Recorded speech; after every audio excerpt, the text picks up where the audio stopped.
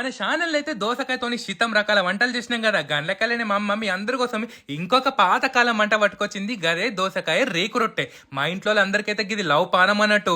మీకు మీ ఇన్నా తిన్నా గీ రొట్టె గిట్ల ఎరికైతే కమెంట్ చేయండి. ముందుగా మార్కెట్కి వెళ్ళి దోసకాయలు తెచ్చుకొని మంచిగా షేదు చూసుకొని తురుముకోరి. ఇక గండ్లనే సరిపడా బియ్యం పిండి, ఉప్పు, కారం, శనగపప్పు అస్సలు మర్చిపోకోరి. ఇక నువ్వులు, జీలకర్ర, ఓమా, కళ్యామాకు, అల్లమెరగడ వేసి మంచిగా తడుపుకోవాలంటూ నీళ్లు గిల్లు ఏం అవసరం లేదు. గా జ్యూస్తోనే సరిపోతుంది. ఇక గిదే మెత్తటి పిండి అవుతుంది కదా. దానికంటే ముందు ఇగో మా అమ్మ కోసం ఒకటి రెడ్ చీర కొన్న. మా మమ్మీకి రెడ్ అంటే లవ్ పానం.